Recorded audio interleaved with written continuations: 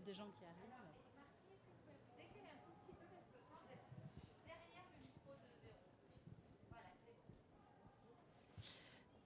Ok. Donc merci. N'hésitez pas à vous asseoir, monsieur, ça nous ferait tellement plaisir. Donc Martine Duclos, merci d'être là. Vous dirigez le service de médecine du sport au CHU de Clermont, ainsi que l'Observatoire national de l'activité physique et de la sédentarité, l'ONAPS, que vous avez créé aussi à Clermont.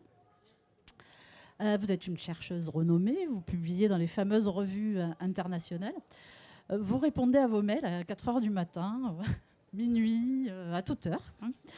Et je peux en témoigner, vous êtes toujours enthousiaste à toutes les propositions qu'on peut vous faire d'intervention hors de votre champ traditionnel, en tout cas de celui qu'on imagine traditionnel pour un chercheur en médecine. Vous avez accepté d'être présente aujourd'hui, vous avez accepté de collaborer avec William Roux sur un jeu, vous avez accepté d'intervenir lors d'un club Open Innovation, vous êtes toujours partante. Donc merci beaucoup. William Roux, vous êtes professeur d'histoire et fondateur d'Histoire en jeu, qui est une chaîne YouTube.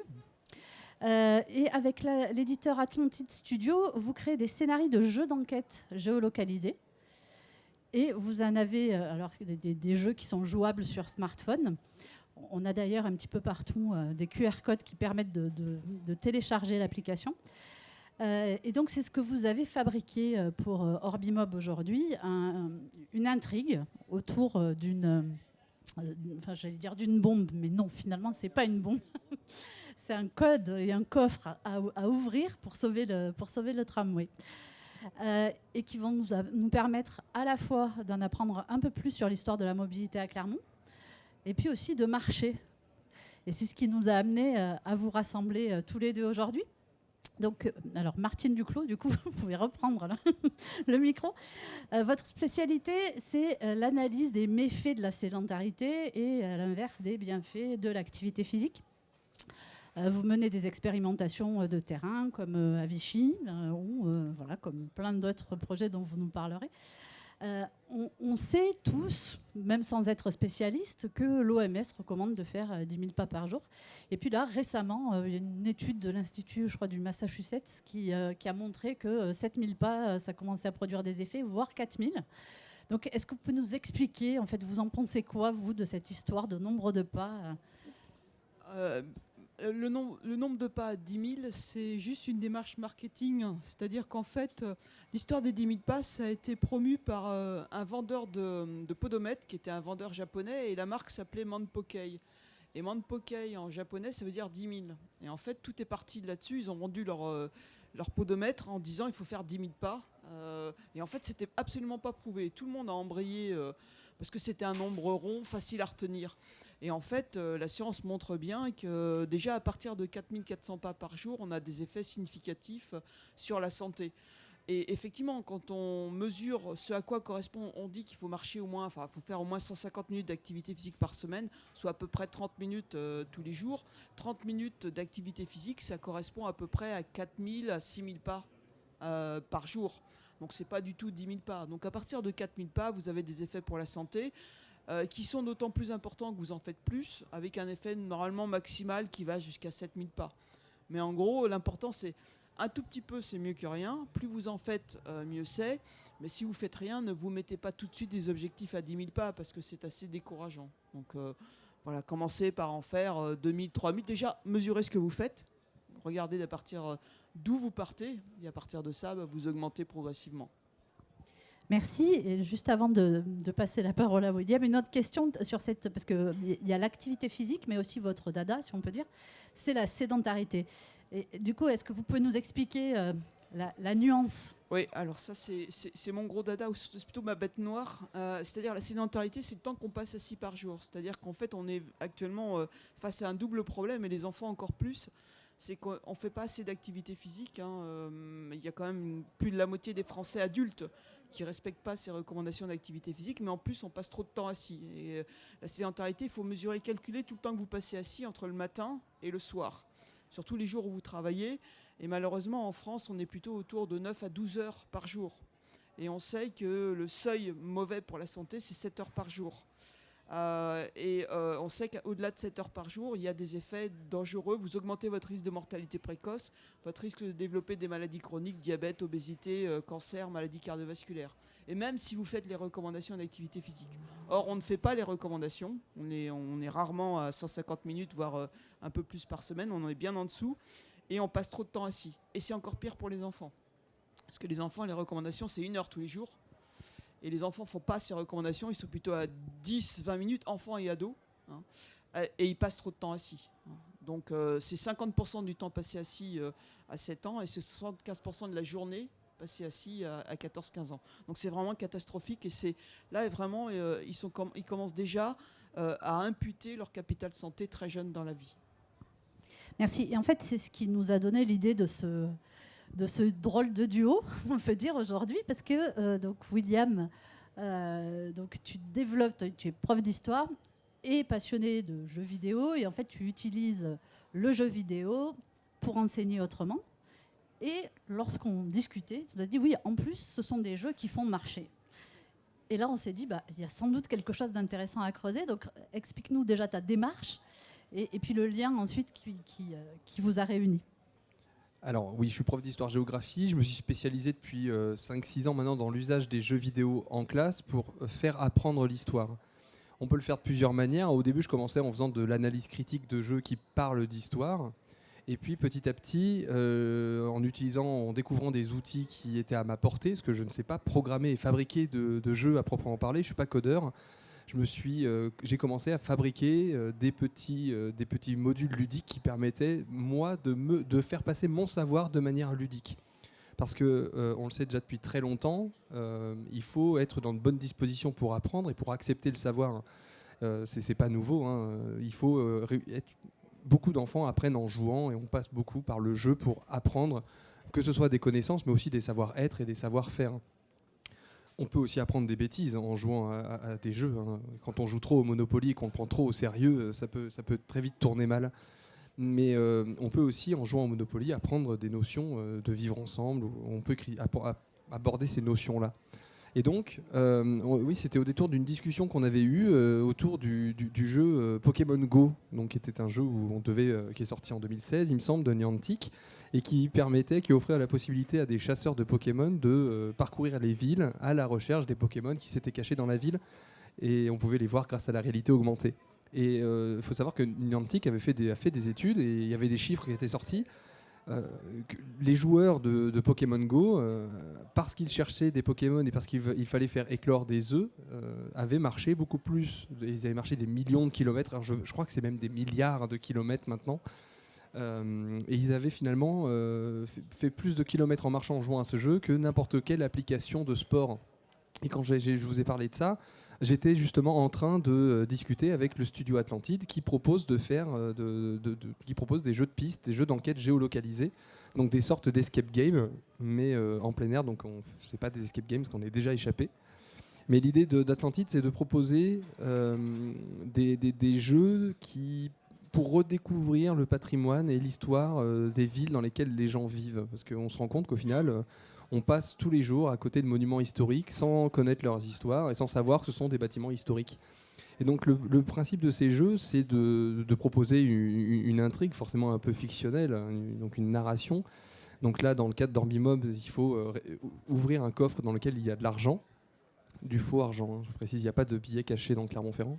Pour réparer le tram. Pour réparer le tramway qui est en grande difficulté. Alors ça part d'un fait historique réel, c'est-à-dire qu'on est transporté via l'application en 1895 au moment où le tramway clermontois, qui est le premier tramway électrique de France, est en train d'être construit. En fait, 1895, il y a la deuxième ligne qui est construite sur le plateau central. Et donc on utilise ce fait historique pour raconter l'histoire de ce tramway. Et Jean Claret, qui est le gestionnaire, doit réparer le tramway qui connaît quelques difficultés. Ça, c'est vrai. En 1895, le tramway est en mauvais état.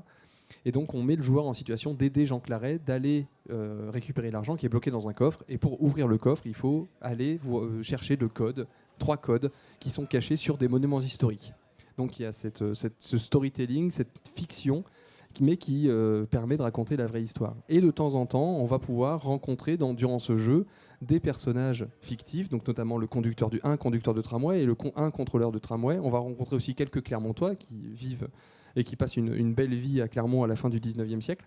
Et à travers ces discussions, ces personnages, on va pouvoir faire passer des notions de santé publique. Le contrôleur est svelte et mince alors que le conducteur est obèse, parce que leur situation professionnelle, un était tout le temps assis, l'autre était tout le temps debout, font qu'ils avaient des conditions physiques totalement différentes. Ça, tu n'y aurais pas pensé si tu n'avais pas échangé avec Martine Duclos pour construire ton scénario, peut-être? Du tout, parce que mon objectif, moi, c'est de faire de la vulgarisation historique, mais on sait maintenant depuis quelques années, enfin la science historique, les historiens aussi changent et leur manière de voir. Avant, on faisait de l'histoire purement militaire, de l'histoire bataille, l'histoire politique, mais maintenant, on fait aussi de l'histoire sociale, de l'histoire de la santé. Et donc, c'est aussi intéressant de s'intéresser à la santé des gens dans le passé, parce que les conditions de vie, on en avait discuté ensemble, les conditions de vie étaient différentes, il n'y avait pas les mêmes trajets, il n'y avait pas les mêmes transports, il n'y avait pas les mêmes distances à parcourir. Enfin, pour ceux qui maîtrisent un peu la géographie clermontoise, après la place de Lille, en 1895, il y avait des champs. Donc il y avait vraiment un espace campagnard, rural, entre Clermont et Montferrand. Donc ces réalités aussi font que les gens ne vivaient pas du tout de la même manière. Et si on peut essayer à la fois d'expliquer ça et faire de la prévention pour les populations actuelles, c'est parfait. Et au final, le parcours, il fait 3 km, je crois. 3 km. Et ce qui correspond à entre 4000 et 5000 pas. Alors ça dépend de la foulée qu'on va avoir. Tout le monde ne marche pas au même rythme et n'a pas la même foulée. Mais si vous jouez le parcours Atlantide, vous aurez pris 1 heure de votre temps, vous vous serez amusé, vous aurez redécouvert, enfin j'espère, je dis ça, mais en fait c'est son nom. Vous aurez redécouvert un peu le patrimoine auvergnat, 3 lieux emblématiques de la ville, et en même temps vous aurez fait votre activité physique journalière. Sans vous en apercevoir, si tu peux rendre le micro. Vous le disiez, Martine Duclos, la problématique de la sédentarité, elle est particulièrement vraie chez les publics d'enfants et d'ados. Est-ce que c'est une voie que vous aviez déjà explorée et qu'est-ce qui a fait que quand on vous a proposé cette mise en relation avec William Roux, vous avez tout de suite dit oui, génial? Oui, parce que en fait, ce qu'apprend le métier de chercheur, c'est, en tout cas, moi, je suis physiologiste, endocrino, mais bon, voilà, nous, on explique les mécanismes and so on, quoi. Après, plus on avance, plus on se rend compte que pour modifier un comportement, savoir comment le mécanisme, c'est bien, mais après, nous, on travaille maintenant avec les urbanistes, les géographes, les sociologues, les psychologues. Et actuellement, ce qui fait notre problème, c'est faire bouger les jeunes. Et voilà, les jeux, c'est absolument génial parce que c'est ça qui leur fait parler. Si en plus on rajoute de la culture, voilà. Et quand vous m'avez parlé de William et que j'ai discuté avec lui, j'ai trouvé ça absolument génial parce que déjà, moi, ça me motive. En plus, je fais de la culture. Enfin, je me cultive. Donc voilà, rajouter des messages de culture, d'histoire et en plus de santé, là ça va passer. Si moi je leur fais une conférence aux ados, et de toute façon les ados, leur dire que je vais leur faire gagner des années de vie, quand on a 14 ans, on n'en a franchement rien à faire parce que déjà à 18 ans on est vieux pour eux. Donc voilà. Donc après c'est à nous de prendre les outils qu'eux utilisent. Très bien, merci. Et justement, vous pouvez nous donner, alors gardez le micro parce que c'est encore pour vous. William a évoqué le morphotype différent du conducteur et du contrôleur. Est-ce qu'il y a d'autres exemples justement d'apports plutôt santé publique que vous avez ajouté au scénario de William? Oui, il y avait pas mal de choses. Par exemple, il y a quelqu'un qui va prendre l'escalier. Et l'autre qui peut prendre par exemple l'escalator, et on peut en profiter pour lui dire voilà, l'escalier, l'intérêt c'est que ça tombe jamais en panne, c'est que ça produit pas de CO2, c'est que c'est bon pour la santé, c'est que c'est bon pour les os, ça consomme de l'énergie. Voilà, il y a quelqu'un qui reste assis sur son banc là toute la journée. Il y a quelqu'un qui peut venir effectivement, comme l'a prévu William, venir à côté, lui il est en train de marcher, il s'arrête et il lui dit non mais enfin voilà, tu te rends pas compte, tu es assis mais tu sais ce que ça fait pour ta santé. Enfin voilà, on peut venir discuter avec lui. Par exemple, on peut imaginer qu'il est comme quelqu'un qui est assis toute la journée, c'est-à-dire le dos voûté, il a des grosses jambes, un gros ventre, il a l'air fatigué, il est très tiré. On voit vraiment qu'il a une sale tête, alors que celui qui marche, voilà, on le sent bien dans sa tête, dans son corps. Et après, on peut discuter un petit peu. On peut imaginer que la discussion s'engage. Parce que l'autre, par exemple, il vient de lui tousser dessus, quoi. Donc, et on commence à discuter. Ça commence à peut-être un peu mal, et puis peu à peu, la discussion s'engage plus intelligemment, et ils échangent. T'as l'air vachement bien, toi, mais comment tu fais, toi et t'as quel âge? Oh mince, t'es plus jeune que moi. Non, t'es plus vieux que moi, mais comment tu fais? Voilà, il y a plein de choses à imaginer. C'est l'intérêt justement d'avoir deux visions extérieures. William a aussi ses idées et qui ne sont pas les miennes du fait de son vécu qui n'est pas du tout le même que le mien. Et c'est bien d'avoir des idées extérieures aussi. Très bien. Et justement, William, tu avais déjà eu une occasion comme ça de collaborer avec un autre profil, un autre regard. Pas vraiment, non. Je suis très historico-centré.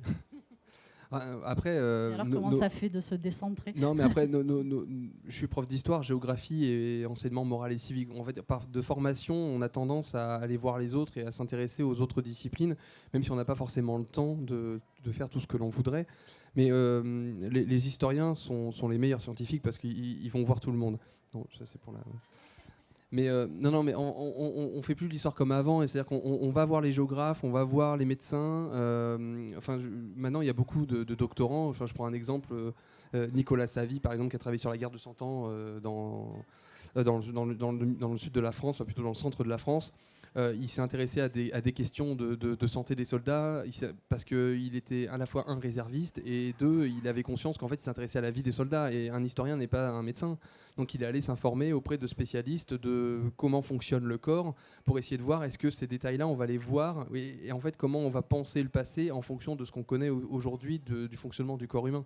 Donc maintenant les historiens vont vers la transdisciplinarité et c'est pour ça que c'est avec plaisir d'accepter d'essayer de faire passer ces messages-là de la manière la plus ludique mais la plus transparente possible, parce qu'on peut très bien faire de la prévention en mettant un gros message, un gros panneau, allez-y, marchez, faites 4000 pas. Enfin, est-ce qu'ils vont vraiment les faire? Expliquer la sédentarité, expliquer les problèmes d'obésité, etc.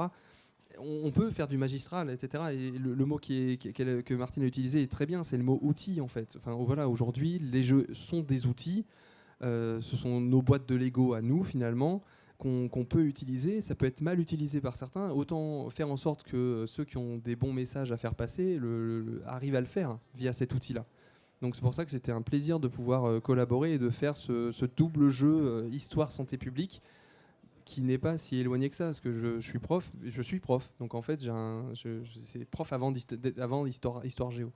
Donc au contraire, je pense que si ça peut servir aussi d'exemple à d'autres collègues ou donner des idées à d'autres personnes, c'est avec grand plaisir. Très bien, merci. Et alors, c'est vrai que ton premier métier, c'est prof, et que tu as travaillé dans des conditions assez dingues pour arriver à produire ce jeu pour aujourd'hui. Alors, vous l'avez affiché derrière nos intervenants. Vous avez les 2 QR codes qui vous permettent de télécharger l'application Atlantide jeu d'enquête. Et ensuite, à partir de là, le jeu vous géolocalise et vous pouvez choisir le scénario un tramway en danger qui vous permet de jouer et de faire cette expérience. Donc là, on est sur une première diffusion grand public, mais on espère trouver justement d'autres relais pour permettre de diffuser cette version, on va dire, bêta du jeu inventé par William. Peut-être... Pour compléter en fait la manière dont vous abordez cette mise en activité physique chez les plus jeunes, vous pourriez nous dire un mot sur l'expérience des vélos bureaux?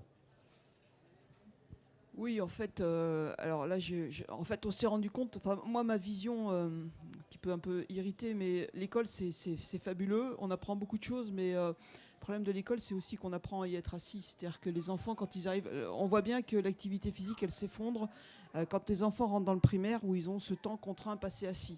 Or, en fait, quand ils rentrent dans le primaire, les gamins, ils n'ont qu'une envie, c'est de bouger et pas de rester collés, scotchés à leur siège toute la journée. À l'inverse, il y a les expériences des écoles suédoises où les gamins, ils peuvent bouger pendant le cours et ils apprennent encore mieux que les nôtres. Ils sont plus concentrés, l'ambiance de classe est meilleure.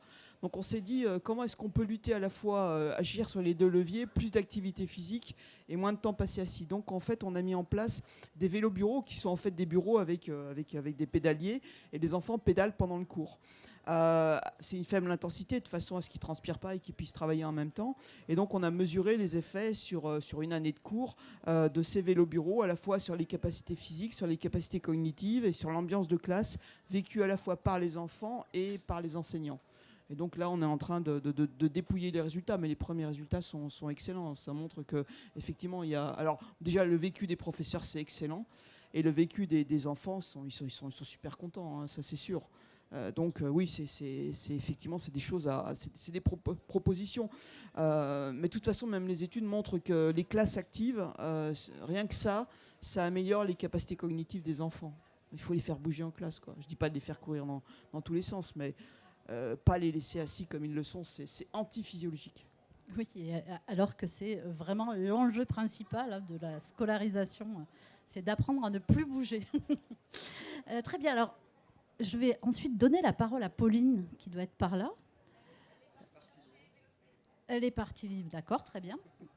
Donc elle va revenir, mais parce qu'elle avait une petite surprise pour vous. Mais donc avant de lui laisser la parole, je vous laisse donc le mot de la fin. Qu'est-ce que vous avez envie de transmettre comme message chacun d'entre vous au travers de votre présence aujourd'hui, au travers de ce que vous avez apporté à cette première édition d'Orbimob, le défi des mobilités durables territoriales?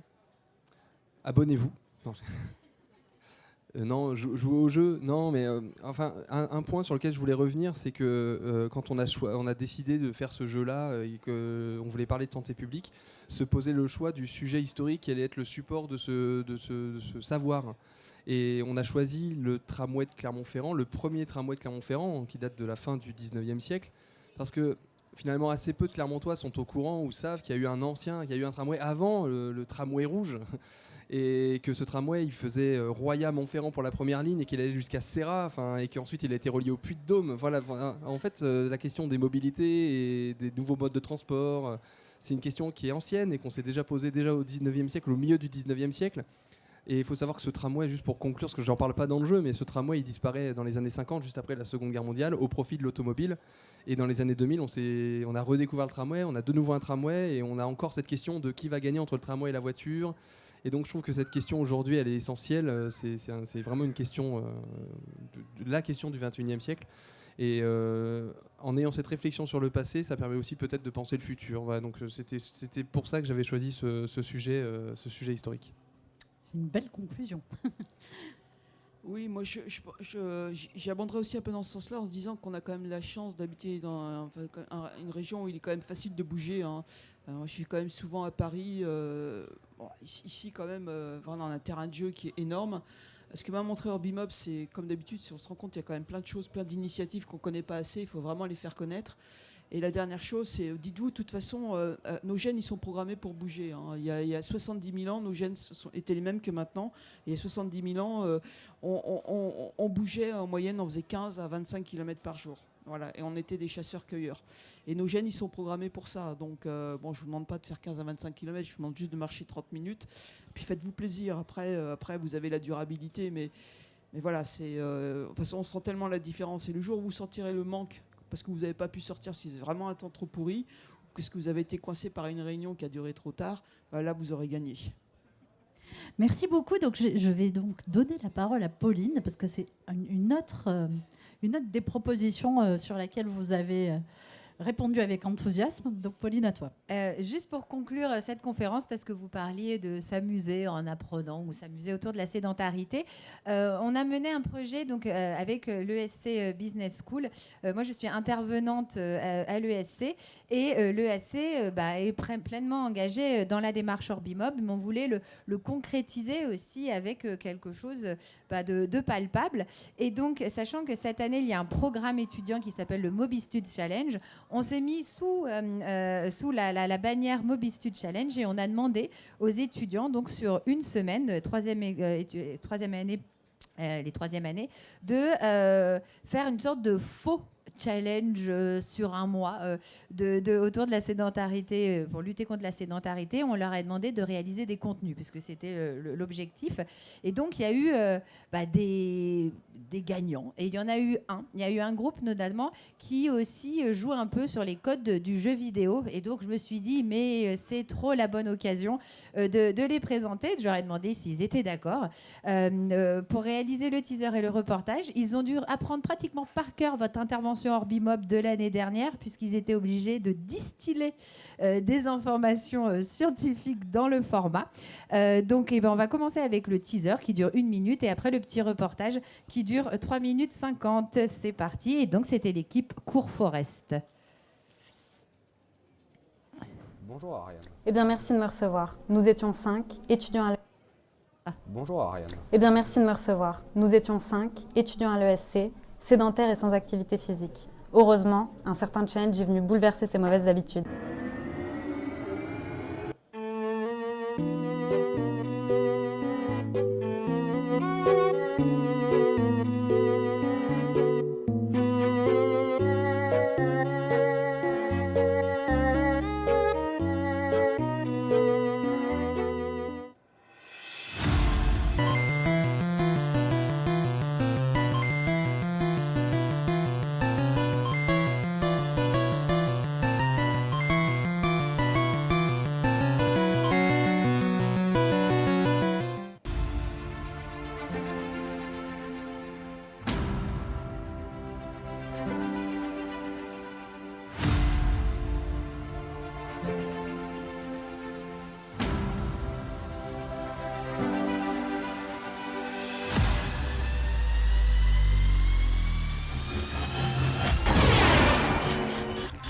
Vous aussi, relevez le Moby Street Challenge et changez ces mauvaises habitudes. Mais bougez-vous le Donc voilà pour le teaser. Et ensuite, on a le reportage. Hop, je ferme ça. Hop, donc là, ça devrait recommencer. Voilà.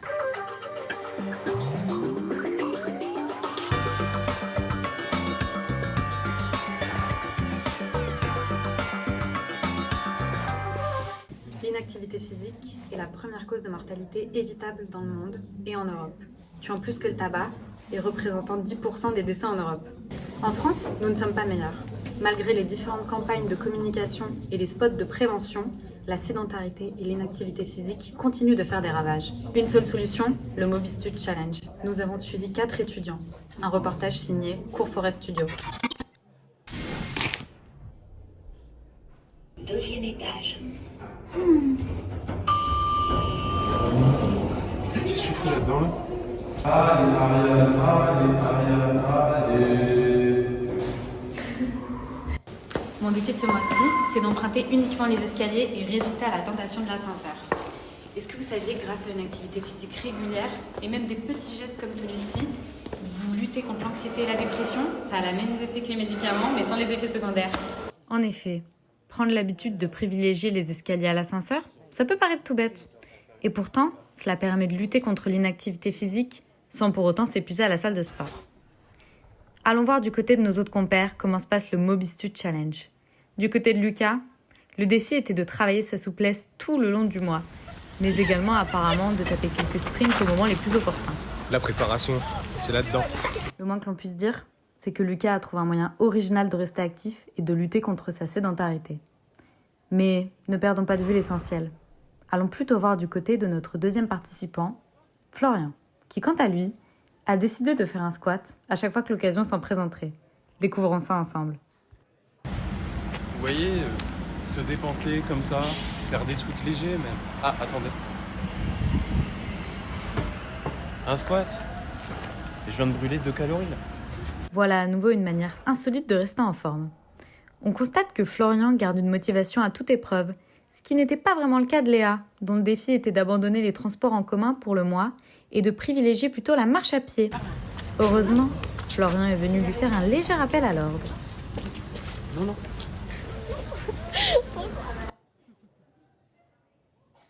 Ah non, parce que bon, ceux qui vous disent qu'il faut marcher 10 000 pas par jour, c'est un peu des mythos. Hein. 4 500 pas suffisent pour réduire votre risque de mortalité. Passons à notre dernier challenger, mais pas des moindres, Karim.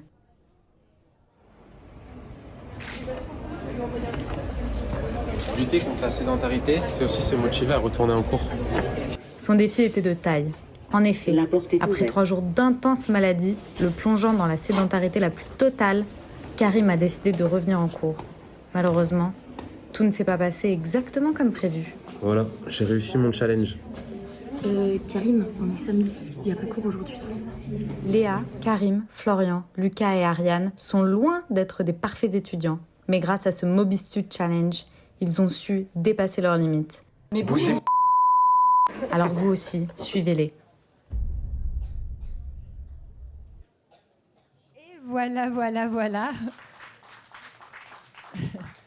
Et à savoir que l'objectif 1, c'était de leur apprendre à créer des contenus, mais on leur a fait faire un quiz 10 questions sur Martine. Et finalement, on a quand même des étudiants qui ont répondu. C'était pas facile en plus, hein, c'était pas du vrai ou faux. Et ben en fait, s'est rendu compte que l'information, elle était bien intégrée. Donc c'est aussi des manières détournées de parler de sujets qui sont parfois un petit peu durs à appréhender pour des jeunes notamment.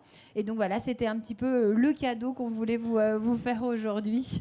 Et il y en a d'autres, je vous les enverrai. Merci beaucoup Martine, merci beaucoup William. Véro, je te redonne la parole. Oui, si vous avez envie de réagir, Martine, à ce que vous venez de voir, il nous reste 2 minutes. Non, moi je récupère la vidéo avec plaisir parce que je pense que même pour la passer en cours à mes étudiants, c'est vraiment trop génial. Je fais un cours d'optionnel de physio lundi. Plutôt que ça, je le mets à la fin de mon cours. C'est vraiment mille merci, c'est vraiment génial. Eh bien, merci beaucoup vraiment à tous les deux. Merci William pour les heures de nuit passées sur le développement de ce jeu. Merci beaucoup Martine pour votre enthousiasme à toutes les propositions qu'on peut vous faire. Merci beaucoup à tous les deux. Et donc, vous pouvez retrouver Martine et William sur le labo Petit Morceau des Nuées Ardentes qui est là-bas et qui peut vous faire bouger aussi. Merci.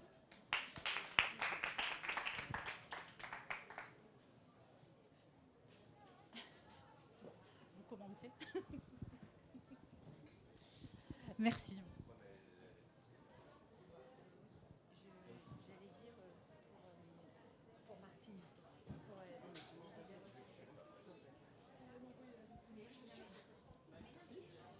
Merci beaucoup.